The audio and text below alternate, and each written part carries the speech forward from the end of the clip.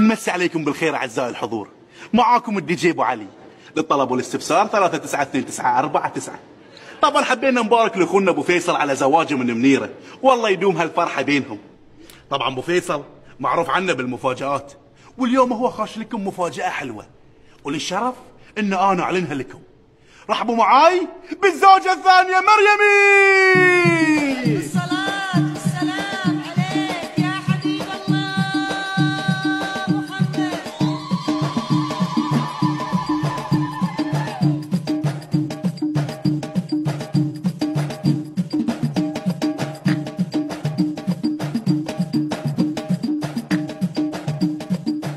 طبعا ابو فيصل مفاجآته ما تخلص. رحبوا معاي بالزوجة الثالثة زينب.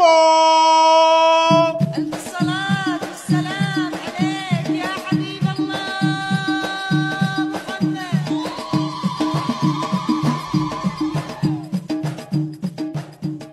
لا لا لا لا لا لا ابو فيصل مخرطة هالليلة. رحبوا معاي بالزوجة الرابعة فط فطامي.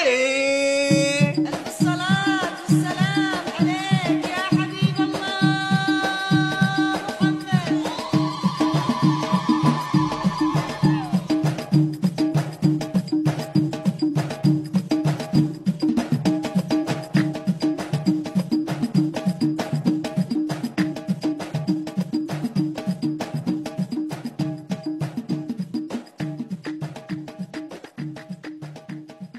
مفاجأة حلوة صح؟ أتوقع ما حد سواها من قبل. 4 زوجات في ليلة واحدة. على فكرة ترى احتمال يحطوني في موسوعة جينيس. إن شاء الله. خليني أقول لكم السالفة من البداية.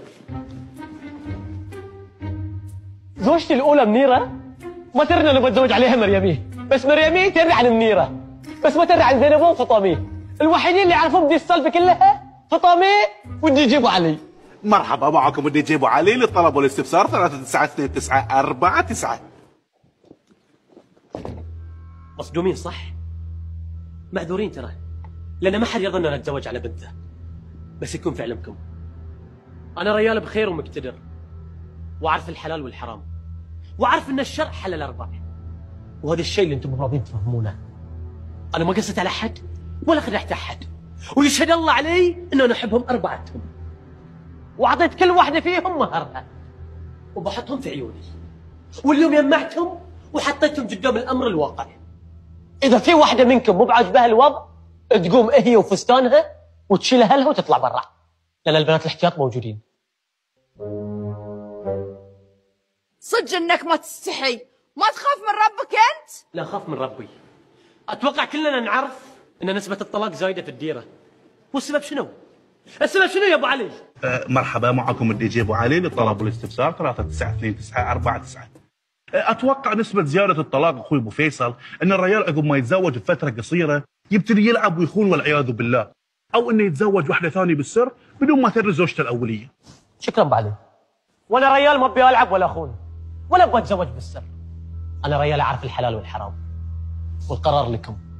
منيرة موافقة ولا لا؟ حسبي الله عليك. اوه بدينا بالصياح عارف. ها جاودي كلينكس، جاودي كلينكس لا يحترب الميك اب بسرعه. هاتوا لي كلينكس خلصيني. موافقه ولا لا؟ احتاج اشاورها لي. من حقك ومن حق كل زوج انه تشاور اهلها.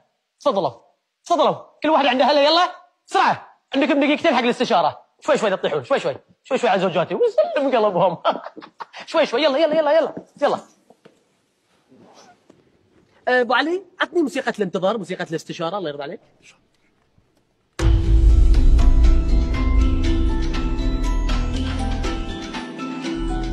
للطلب والاستفسار 392949.